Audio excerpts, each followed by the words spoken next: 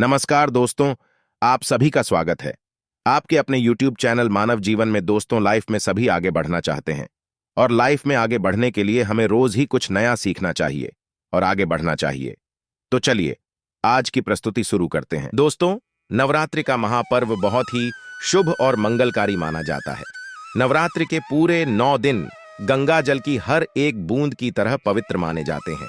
यह शुभ समय भक्तों के जीवन में खुशियों की सौगात लेकर आता है। दोस्तों, आपको बता दें, 2024 में इस साल चैत्र नवरात्र के प्रथम दिन मंगलवार होने से माता दुर्गा की सवारी। इस बार घोड़ा है माता दुर्गा जी का। घोड़े पर सवार होकर आना शुभ संकेत नहीं माना जाता। धार्मिक मान्यताओं के अनुसार जब भी माता दुर्गा जी घोड़े पर सवार होकर आती हैं तो सामाजिक और राजनीतिक स्तर पर बड़े बदलाव देखने को मिल सकते हैं। घोड़े को तीव्रता, युद्ध आदि का प्रतीक माना जाता है। इसलिए जब भी माता की सवारी घोड़ा होता है तो राजनीतिक गलियारों में हलचल देखने को मिलती है। देश और दुनिया में जंग के आसार बन सकते हैं और कोई बड़ा राजनीतिक परिवर्तन भी देखने को मिल सकता है। दोस्तों, इस बार नवरात्रि पूरे 9 दिनों तक मनाई जाएगी। ना एक भी दिन काम ना ज्यादा, पूरे 9 दिनों तक मनाई जाएगी। शेरा वाली मां की विशेष रूप से पूजा आराधना की जाएगी। चैत्र नवरात्रि का महापर्व इस बार 2024 में 9 अप्रैल दिन मंगलवार से शुरू होकर 17 अप्रैल बुधवार के दिन समाप्त होंगे। ऐसे में चैत्र नवरात्रि पर माता दुर्गा जी की कृपा पाने के लिए कलश स्थापना का शुभ मुहूर्त है। 9 अप्रैल को सुबह 6:02 से 10:00 के बीच कलश स्थापना का शुभ मुहूर्त रहेगा। मुहूर्त में की गई पूजा बहुत ही शुभ मानी जाती है। इससे समस्त देवी देवताओं की कृपा प्राप्त होती है और पूजा पाठ का फल कई लाख गुना प्राप्त होता है।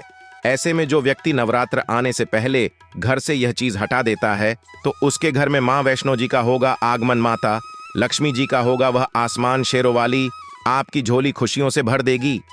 इसीलिए नवरात्रि आने से पहले घर से यह चीज फौरन हटा दें।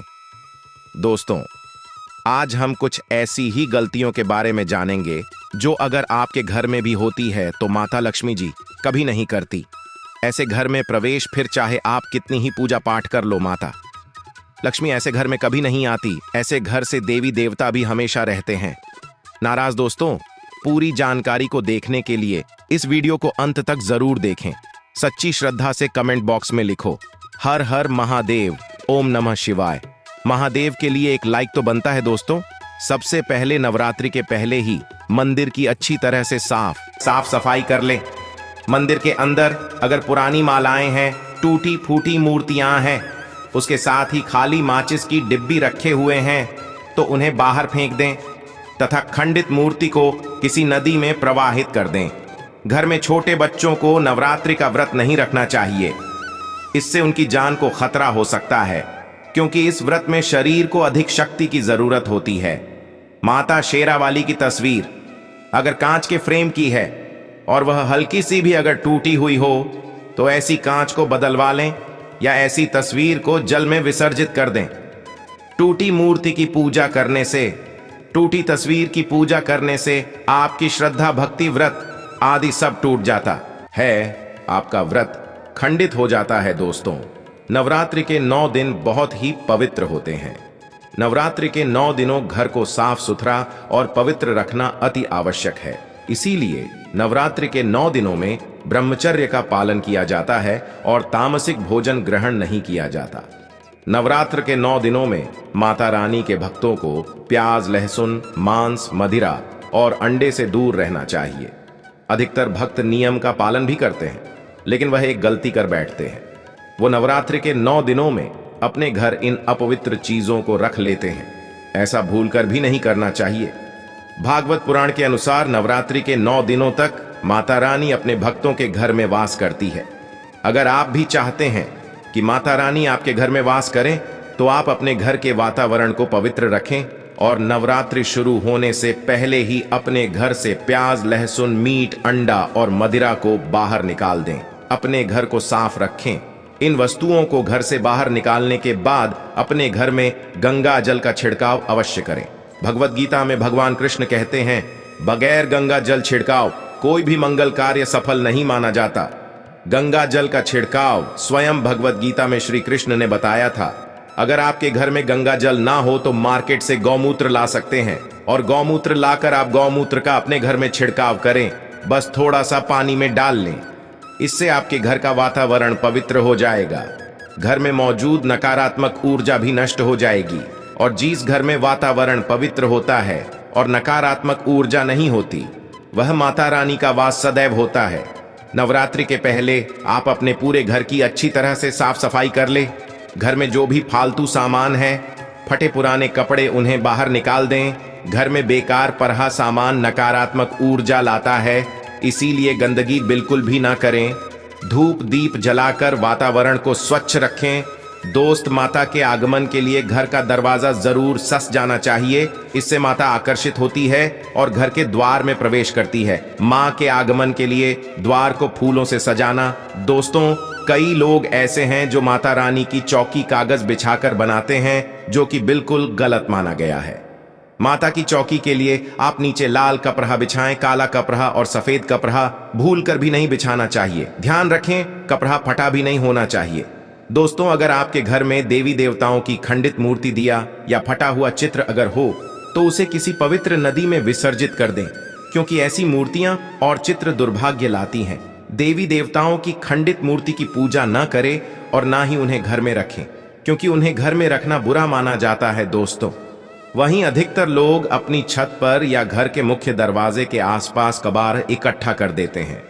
ऐसा करना अशुभ माना जाता है। अगर आपने भी अपने घर में घर के मुख्य दरवाजे पर या छत पर या फिर खासकर घर की उत्तर दिशा में कबाड़ इकट्ठा कर दिया है, तो नवरात्रि शुरू होने से पहले उसका बाड्य को घर से अवश्य ही निकाल दें। दोस्तों, यदि आपके घर कोई भी बंद घड़ी है तो नवरात्रि शुरू होने से पहले उसे अपने घर से हटा दें और नई घड़ी ले आए या उसकी मरम्मत करवा लें। घड़ी को प्रगति का प्रतीक माना जाता है। बंद घड़ी समय से पीछे चलने वाली हमारी प्रगति में बाधा डालती है।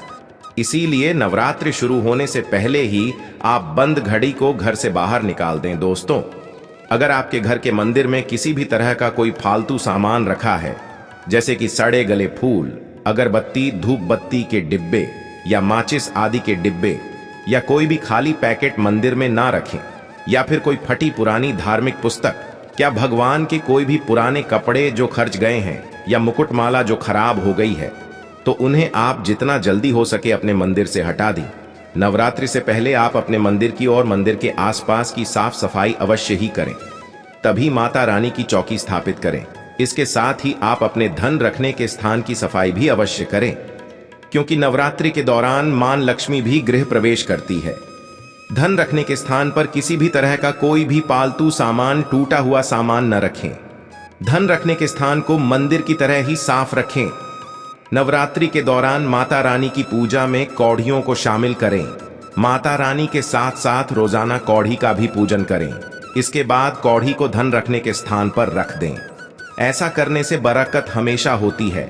अगर आपके पास पुराने जूते चप्पल इकट्ठे हो गए हैं तो नवरात्रि से पहले उन्हें घर से बाहर निकाल दें। पुराने जूते चप्पल की असुविधा के कारण ही घर में नकारात्मक ऊर्जा आती है और घर में अशांति और तरह का माहौल रहता है। नवरात्रि आने से पहले घर से निकालना न भूलें। अगर जिस घर में ज्यादा होता है उस घर में माता रानी का भी वास नहीं करती। साथ ही साथ टूटे फूटे बर्तन अगर घर में पड़े हैं या टूटा हुआ आईना भी अगर घर में हो तो उसे भी निकाल दी। घर में टूटे फूटे ईंट पत्थर भी नहीं रखना चाहिए, इसे माता लक्ष्मी नाराज हो जाती है। अब हम जानते हैं नवरात्रों के दौरान क्या नहीं खाना चाहिए और क्यों नहीं पीना चाहिए और कौन सा फल खाने से व्रत संपूर्ण और सफल हो जाता है। दोस्तों, हमारे चैनल को सब्सक्राइब जरूर करें और इस बेल आइकन को दबाना ना भूलें। तो आइए शुरू करते ही। दोस्तों, नवरात्रि के दिन से जरूर खाना चाहिए। शास्त्रों में बताया जाता है कि भगवान के भोग में सेवा दी जरूर अर्पित किया जाता है। अगर आपका व्रत है तो आपको केला, पपीता, तरबूज और मीठे अंगूर जरूर खाना चाहिए। इन फलों से व्रतधारी को शक्ति मिलती है और व्रत संपूर्ण हो जाता है। शास्त्रों में बताया जाता है कि नवरात्रों के दिनों में सीताफल जरूर खाना चाहिए। सीताफल खाने से 10 ऐसी बीमारियां हैं जो खत्म हो जाती हैं। माना जाता है कि नवरात्रों के दिनों में सीताफल का घर में प्रवेश होना बरहा ही शुभ माना गया है। सीताफल खाने से नवरात्रि का व्रत सफल हो जाता है, क्योंकि इसमें माता सीता का आशीर्वाद मिला हुआ होता है। नवरात्र के दौरान सीताफल खाता उसे दुखों का सामना नहीं करना पड़ देता। सीताफल आपको जरूर खाना चाहिए दोस्तों। नवरात्र के 9 दिन शक्तिमान दुर्गा को समर्पित होते हैं। नवरात्र के 9 दिन माता रानी के 9 अलग अलग स्वरूपों का पूजन किया जाता है। नवरात्र के 9 दिनों में माता रानी को अलग अलग स्वरूप के हिसाब से अलग अलग भोग अर्पित किए जाते हैं। लेकिन क्या आप जानते हैं, कुछ ऐसी वस्तु है जिन्हें नवरात्र के दौरान भूलकर भी माता रानी को अर्पित नहीं करना चाहिए। अगर इन वस्तुओं को आप गलती से भी माता रानी को अर्पित कर देते हैं तो आपको व्रत और पूजन का पूर्ण लाभ नहीं होगा। इसीलिए माता रानी की कृपा प्राप्त करने के लिए आपको यह जानना अति आवश्यक है कि वह कौन सी ऐसी वस्तु है जो माता रानी के पूजन में भूलकर भी इस्तेमाल नहीं करना चाहिए। दोस्तों, नंबर 1, नवरात्रि के दौरान शादीशुदा महिलाओं को सफेद कपड़े पहनकर पूजा पाठ नहीं करना चाहिए। साथ ही साथ काले कपड़े भी नहीं पहनना चाहिए। इससे पूजा व्रत आदि खंडित हो जाती है। माता की चौकी जब आप लगाए तो उसके नीचे कागज नहीं लगाना चाहिए। माता की चौकी हमेशा लाल कपड़ा बिछाकर ही बनाना चाहिए। हमेशा याद रहे, नवरात्रों के इन 9 दिनों तक व्रतधारी को अपना आसन चौकी के आगे ही लगाना चाहिए और मंदिर को नवरात्रों के दौरान अकेला नहीं छोड़ा जाता। बहुत ही अशुभ माना जाता है। इससे दुर्गा माता नाराज हो जाती है और हमेशा के लिए चली जाती है। दोस्तों, नंबर 2, नारियल। हिंदू धर्म में नारियल को समृद्धि, धन, श्रद्धा और सम्मान का सूचक माना जाता है। नारियल को श्रीफल भी कहा जाता है। नारियल को सुख समृद्धि में वृद्धि करने वाला माना जाता है। नारियल का हर मांगलिक कार्य में विशेष महत्व होता है। जैसे कि आप सभी जानते हैं कि माता रानी के कई मंदिरों में नारियल से बलि भी दी जाती है और माता रानी के पूजन में नारियल का इस्तेमाल हम सभी करते हैं। खासकर कलश की स्थापना नारियल रखकर ही की जाती है। माता रानी के पूजन में हम नारियल इस्तेमाल करते समय कुछ गलतियां कर बैठते हैं। दोस्तों, नारियल कई प्रकार के होते हैं। एक हरा, दूसरा सूखा, जिसके अंदर पानी होता है। जिन्स नारियल के अंदर पानी होता है। माता रानी के पूजन में सदैव पानी वाला और जटा वाला नारियल ही इस्तेमाल करें। नारियल का पूर्ण होना चाहिए। नारियल चटका हुआ या टूटा हुआ नहीं होना चाहिए, क्योंकि साबुत नारियल ही पूर्ण और पवित्रता का प्रतीक होता है। साबुत नारियल ही सुख समृद्धि का प्रतीक होता है। साबुत नारियल को ही श्रीफल यानी कि माँ लक्ष्मी का फल कहा जाता है। नवरात्रि में माता रानी के कलश की स्थापना करते समय जटा वाला यानी पानी वाला नारियल ही कलश पर स्थापित करना चाहिए। साथ ही यह ध्यान रखना चाहिए कि नारियल को सदैव कलश के ऊपर लेटाकर रखना चाहिए। घट स्थापना करते समय कभी भी नारियल को खाड़ी डीढ़ा करके नहीं रखा जाता। नारियल को सदैव लेटाकर कलश के ऊपर रखा जाता है। साथ ही नारियल को स्थापित करने से पहले आप नारियल को लाल कपड़े में लपेटकर उस पर लाल चुनरी ओढ़ाकर आप नारियल को कलश के ऊपर स्थापित करें। शास्त्रों के अनुसार कलश के ऊपर जब सही तरीके से नारियल रखा जाता है और सही प्रकार का नारियल रखा जाता है, तब यह व्रत और भोजन का पूर्ण फल प्राप्त होता है। यह भी ध्यान रहे कि महिलाएं माता रानी को नारियल अर्पित कर सकती है, लेकिन कभी भी माता रानी के सामने नारियल को भूलकर भी नहीं, वह देर ना, क्योंकि नारियल बीज रूप होता है और स्त्रियां बीज रूप से ही शिशु को जन्म देती हैं। इसीलिए कभी भी महिलाओं को नारियल नहीं तोड़ना चाहिए। नवरात्रि में माता रानी का व्रत और पूजन किया जाता है, लेकिन नवरात्र के दौरान सबसे ज्यादा महत्व होता है कन्या पूजन का। दोस्तों, माना जाता है व्रत और उपासना से माता रानी इतना पसंद नहीं होती है जितना कि कन्या पूजन से होती है। नवरात्रि में छोटी छोटी कन्याओं को माता रानी का स्वरूप माना जाता है। कन्याओं को भोग लगाया जाता है, उन्हें प्रसन्न किया जाता है और बदले में आशीर्वाद मांगा जाता है। कन्याओं को प्रसन्न करने के लिए गिफ्ट आदि उपहार वगैरह दिए जाते हैं। माना जाता है अगर कन्याओं को कोई भेंट दी जाए और उसे खुशी खुशी स्वीकार कर ली तो इसका मतलब है माता रानी अर्थात माता वैष्णो ने भेंट स्वीकार कर ली। जिन पर कन्याएं प्रसन्न होती हैं तो समझो उन्हें माता रानी का आशीर्वाद मिल गया और माता रानी की कृपा से उन्हें मुंह मांगा वरदान प्राप्त होता है। नवरात्रि में 2 साल से लेकर 10 साल तक की कन्या का पूजन होना चाहिए।